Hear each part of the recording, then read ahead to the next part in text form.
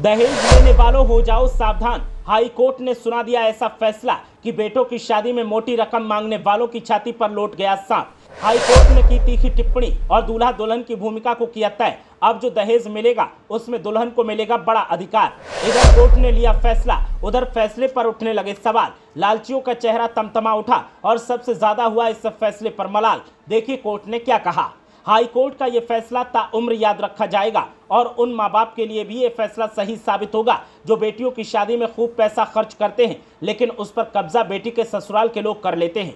साथ ही ये फायदा उन लोगों को भी खूब मिलेगा जिनके ऊपर बहू के परिवार के लोग झूठा दहेज का केस दर्ज करवा देते हैं। हाई कोर्ट ने अहम फैसला सुनाते हुए साफ कर दिया है कि अब दहेज के मामले में दूल्हा दुल्हन की भी अहम भूमिका होगी और अगर किसी ने सवाल खड़ा किया तो हवालात का दरवाजा खुला है। अब उन माँ बाप की छाती पर सांप लौट रहा है जिनको लगता था कि वो बेटे की शादी में मोटा पैसा वसूल करेंगे और फिर उस पैसे से अपना हित साधेंगे। साथ ही उन माँ बाप की छाती पर भी सांप लौट रहा है जो बेटी के ससुराल वालों पर झूठा दहेज का केस करने वाले थे, लेकिन अब वो ऐसा नहीं कर पाएंगे और इसी मलाल के साथ उनकी छाती पर सांप हिलोरे मार रहे हैं। हाई कोर्ट ने शादी में मिलने वाले गिफ्ट और दहेज को लेकर यह फैसला लिया है। दहेज उत्पीड़न के मामले में कई बार झूठे केस भी दर्ज किए जाते हैं। ऐसे ही मामलों के संज्ञान में आने के बाद हाई कोर्ट ने अहम टिप्पणी की है। इलाहाबाद उच्च न्यायालय ने दहेज निषेध अधिनियम 1961 की धारा 3(2) के तहत विवाह के समय दूल्हा या दुल्हन को मिले उपहारों की सूची बनाए रखने के महत्व को रेखांकित किया है। हाई कोर्ट ने एक मामले की सुनवाई के दौरान कहा कि शादी में मिलने वाले गिफ्ट की लिस्ट बनाई जाए।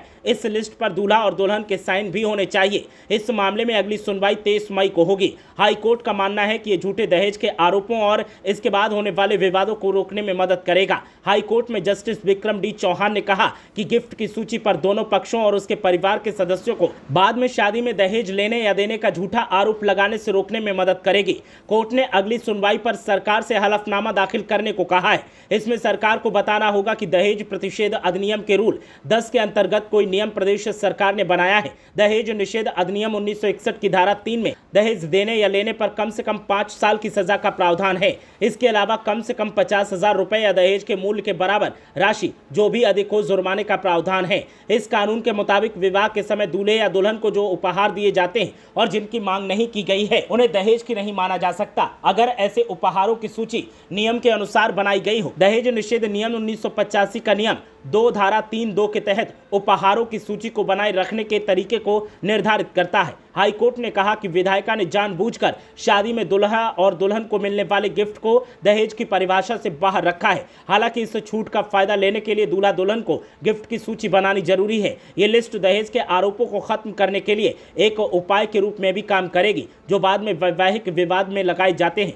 हाई कोर्ट ने इस मामले में राज्य सरकार से जवाब मांगा है कि क्या विवाह के पंजीकरण के समय दहेज निषेध नियम 1985 के अनुसार जरूरी उपहारों की सूची अधिकारियों के द्वारा ली जा रही है और बनाए रखी जा रही है ताकि बाद में शादी में दिए जाने वाले गिफ्टों को दहेज के रूप में नामित करने के संबंध में विवाह के पक्षों के बीच विवाद हो तो इसे वेरीफाई किया जा सके। हाई कोर्ट के इस फैसले से जहां झूठा दहेज का केस करने वालों पर लगाम लगेगी तो वहीं जो लोग दहेज लेकर लड़कियों को प्रताड़ित करते हैं उनके ऊपर भी शिकंजा कसा जा सकेगा। ब्यूरो रिपोर्ट, मीडिया हलचल।